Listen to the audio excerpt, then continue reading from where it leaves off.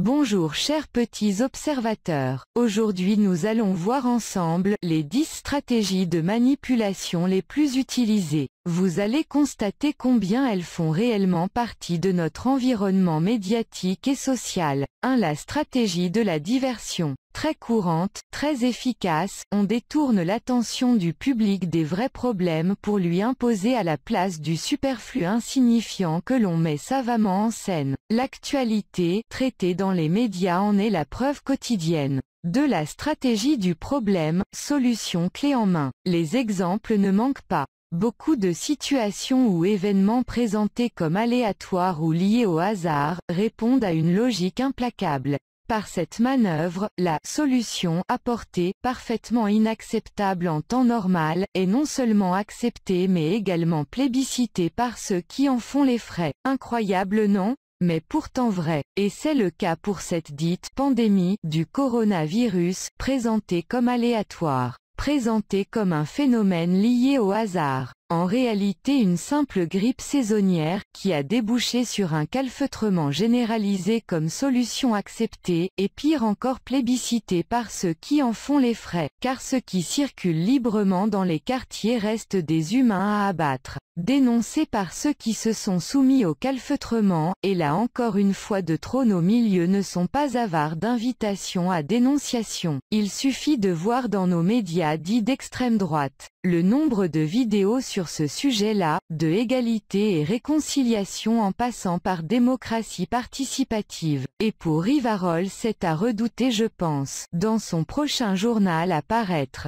3. La stratégie du dégradé. Celle-ci est classique, quand l'addition est trop lourde, on fait plusieurs tickets. C'est exactement le traitement réservé à la réforme des retraites en France. C'est également ce qui est en marche pour changer le monde du travail que l'Europe juge trop encadré en France. La loi Macron a quasiment supprimé le tribunal des prud'hommes. Notez au passage que tout le monde n'a parlé que du travail le dimanche. 4. La stratégie du différé. Si c'est trop dur à avaler, pas de problème, on vous le resserre plus tard. Cette application différée d'une mesure impopulaire étant présentée comme une concession, la chose finalement acceptée puisqu'elle ne nous affecte pas dans l'immédiat. 5. Traiter les gens comme des enfants. C'est le cas des émissions, grand public, ou encore de la publicité. Ils s'adressent à nous comme à des enfants. Cette stratégie vise à générer des réactions cool du public face à des problèmes graves. Ils sont ainsi minimisés de par le peu de réactions suscitées. C'est ainsi que nous venons apparaître des armées de coachs. Un coach pour élever ses propres enfants, c'est Pascal le grand frère, qui n'a qu'un seul but, c'est infantiliser le père quitte à le féminiser au passage, car c'est encore mieux. Un coach comme Super Nanny qui n'a qu'un seul but, c'est infantiliser la maman, etc.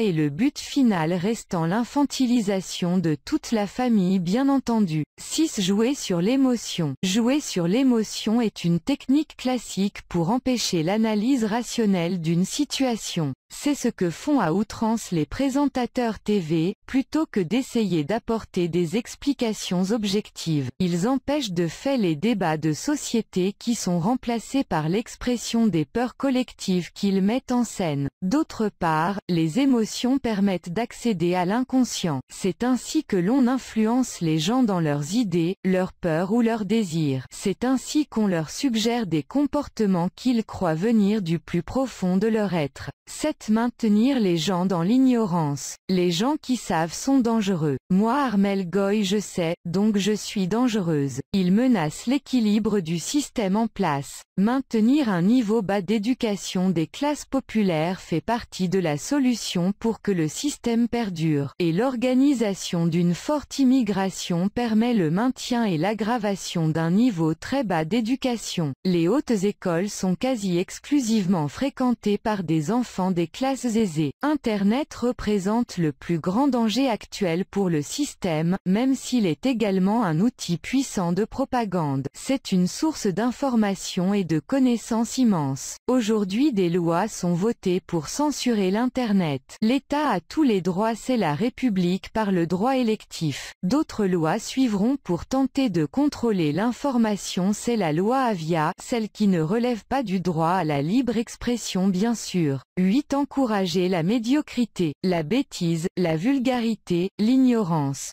sont quasi érigées au rang de valeur. Les émissions de télé-réalité en sont l'exemple le plus visible. Être idiot et grossier c'est top, c'est la norme. La preuve, ça permet de passer à la télé et même de devenir célèbre. Regardez le degré de bêtise humaine dont le constat est affligeant dans l'émission Koh-Lanta. Les candidats se répandent en basse trahison à tel point que la trahison est le sens même de l'émission. Pire encore, les candidats sont choisis uniquement par leur propension à la médiocrité, médiocrité sociale, médiocrité affective, médiocrité sexuelle. Nous avons eu le droit aux pompiers homosexuels, en passant par la bimbo déstructurée mentale, l'homme perdu qui hurle du matin jusqu'au soir comme un damné pour gagner un dérisoire poulet frites, ou bien une statue en bois à la taille primitive, lui rappelant justement qui il est, juste un animal rendu primitif pour l'occasion, sans compter avec la femme masculine, propulsée là dans l'émission parce que malade mentale, elle fera le buzz à coup sûr, parraine des hommes ou supposés hommes, elle crie, elle hurle, elle trahit, elle est parfaite. Les bleus, les rouges, les jaunes, tous unis dans la médiocrité, pour la plus grande gloire de TF1 et des millions de Goy et de Charlie maintenus dans la médiocrité de l'animal soumis à un hypothétique gain d'argent. 9. Culpabiliser l'esprit de révolte. Nous ne sommes pas tous complètement manipulés, ou nous ne le sommes plus autant qu'avant tout du moins. Il est vrai que bien informé, muni de capacités intellectuelles normales, l'individu peut avoir tendance à réclamer justice. Qu'à cela ne tienne, la machine à écraser l'esprit de révolte est bien huilée. Son stratagème est de culpabiliser le révolté en le tenant pour responsable de son malheur. On accepte progressivement une mauvaise image de soi. Cela engendre un état dépressif lequel inhibe toute action. Et hop là!